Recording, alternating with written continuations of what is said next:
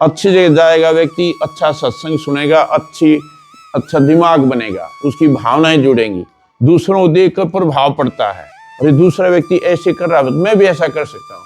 पैरों से व्यक्ति अच्छी जगह पे भी जा सकते हैं, बुरी जगह पे भी जा सकते हैं। ये व्यक्ति के ऊपर निर्भर करता है कि व्यक्ति इनका उपयोग कैसे करा। लेकिन ये एक साधन है। कहने का भाव क्या, कर्म का फल मिलता है, कर्म से ही व्यक्ति आगे बढ़ता है।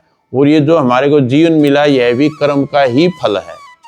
हमने कर्म किए थे पिछले जन्म में, उससे पिछले जन्म में, उन कर्मों का फल हमने इस जन्म में ये शरीर मिला।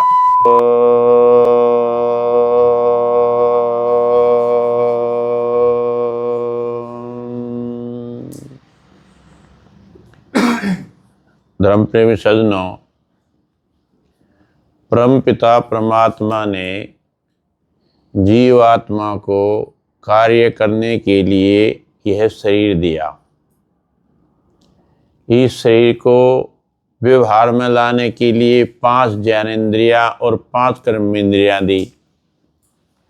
5 ज्ञानेंद्रियों के द्वारा हम ज्ञान प्राप्त करते हैं, ठीक अथवा बुरा, अच्छा अथवा लाभकारी, हानिकारक आदि आदि। और ठीक इसी प्रकार से कर्मेंद्रियां कर्म करने के लिए दी।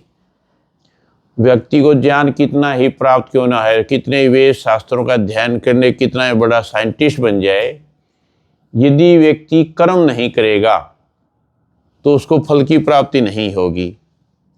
किसी के घर में 500 एकड़ का कोई जमींदार है और यदि खेत में जाके वो अन्न नहीं बोएगा तो उसके अपने आप अन्न आने वाला नहीं है। अभी मैं तो 500 एकड़ का जमींदार हूँ, मेरे तो घर में अन्न ही अन्न आ जाएगा, ऐसा नहीं होगा। उसको कर्म करना पड़ेगा, कर्म करने पश्चात उसके घर में अन्न आएगा। नौकरी करने वाले नौकरी करते हैं, वो ड्यूटी पर जाएंगे तभी उनको तनख्वाह मिलेगी। कहने का भाव क्या, कर्म का फल मिलता है, कर्म से ही व्यक्ति आगे बढ़ता है। और ये जो हमारे को जीवन मिला, यह भी कर्म का ही फल है। हमने कर्म किए थे पिछले जन्म में, उससे पिछले जन्म में, उन कर्मों का फल हमने इस जन्म में ये शरीर मिला। इस शरीर में विविधताएं हैं, अनेक लंबे व्यक्ति बहुत हैं, अनेक बहुत छोटे कद के हैं, अनेक बहुत सुंदर हैं, अनेक सुंदर नहीं हैं। कुछ बहुत बचपन से ही बहुत मोटे लड़के पैदा होते हैं, 3.5 4 किलो के, कुछ होते हैं 1.5 किलो के रह जाते हैं, कोई अंगहीन है, कोई आदि आदि। ये सब कर्म फल व्यवस्था है। तो कर्म करने के लिए 5 साधन दिए, जिनको 5 कर्म इंद्रियां कहते हैं।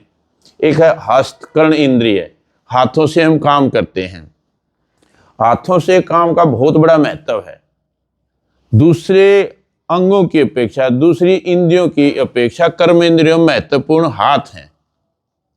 इससे व्यक्ति कितना पुण्य कमा सकता है, कितना परोपकार कर सकता है, कितनी सेवा कर सकता है, दूसरे की सेवा शुश्रूषा करके कितना बड़ा पुण्य कमा लेता है। एक व्यक्ति इससे ये लाभ कर रहा है, एक व्यक्ति इन्हीं हाथों से दूसरे की हानि करता है, दूसरे को प्रताड़ना करता है, उसको परेशान कर देता है, दुख देता है। उदाहरण के लिए कोई पशु है, पक्षी है, उसको बेमतलब बिना प्रयोजन के उसको मार देना, तो ये हाथों का ही तो काम है। ये पैर हैं हमारे, दूसरी पैरों से व्यक्ति अच्छी जगह पे भी जा सकते हैं, बुरी जगह पे भी जा सकते हैं। ये व्यक्ति के ऊपर निर्भर करता है कि व्यक्ति इनका उपयोग कैसे करा। लेकिन ये साधन है।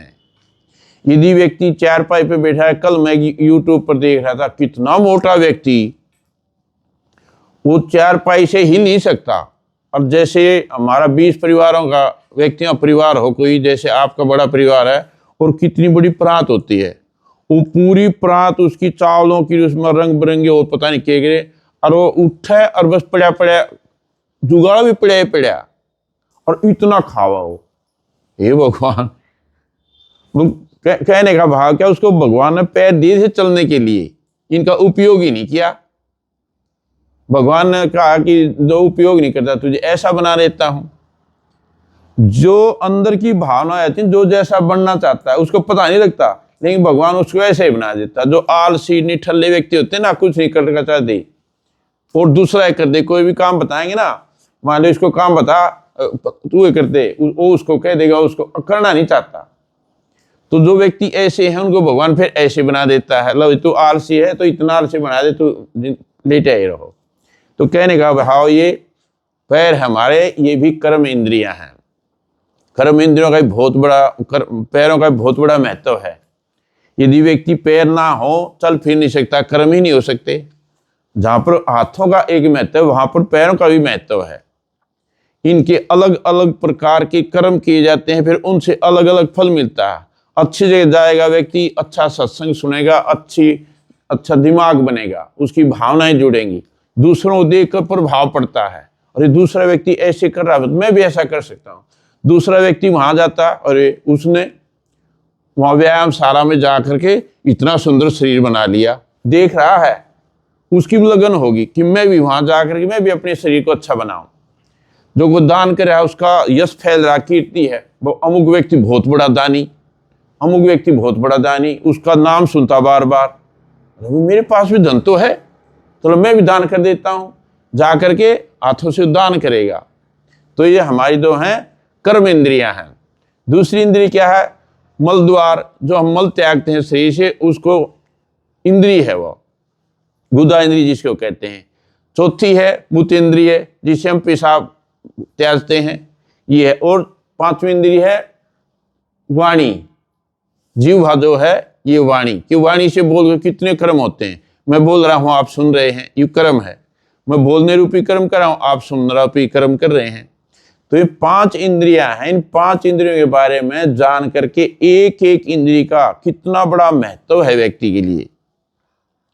एक व्यक्ति के पास हाथ नहीं है, मच्छर लग रहा है अथवा खुजली हो गई, विचार करके देखो कैसे वो बेचारा खुजली मिटाने के लिए दीवारों पर जाके कमर को घिसेगा, किसी पेड़ के ऊपर कमर को घिसता है, कितनी भयंकर अवस्था है। दूसरा खिलाएगा, जैसा खिलाएगा वैसा ही खाना पड़ेगा, कुछ नहीं मर्जी, कितनी कैसी अवस्था है। जो व्यक्ति इन हाथों का सदुपयोग करके दूसरों की सहायता करता है उसको परमात्मा हाथ देता है। जो व्यक्ति आलसी होता है, दूसरों को छीन कर खाने की कोशिश करता है, उसको परमात्मा फिर आगे हाथ नहीं देता। कहने का भाव क्या? इस जीवन में हम कर्म इंद्रियों से जो कर्म करते हैं उनका अगले जन्म में हमें फल मिलता है। हम एक एक इंद्रिय के विषय में यदि हम बोलना शुरू करें तो बहुत लंबी व्याख्याएं हैं।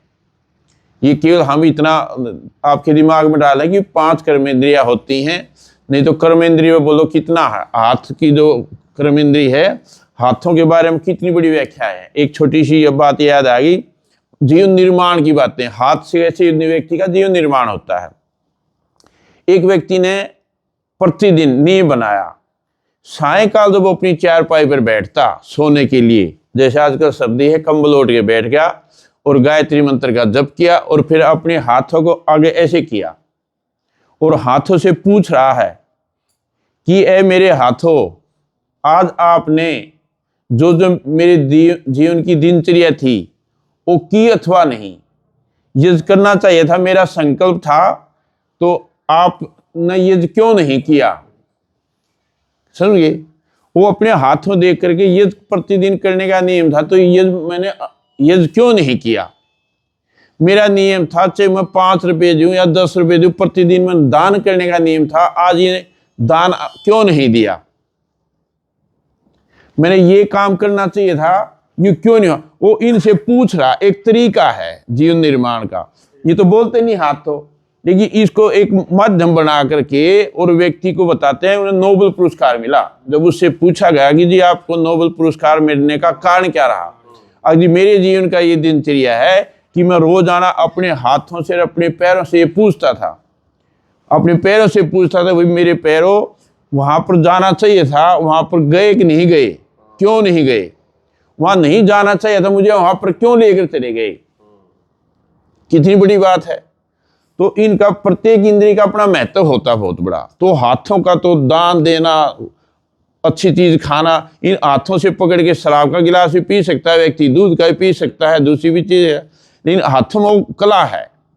तो हम इन बातों पर ध्यान दें और इंद्रियों के बारे में समझें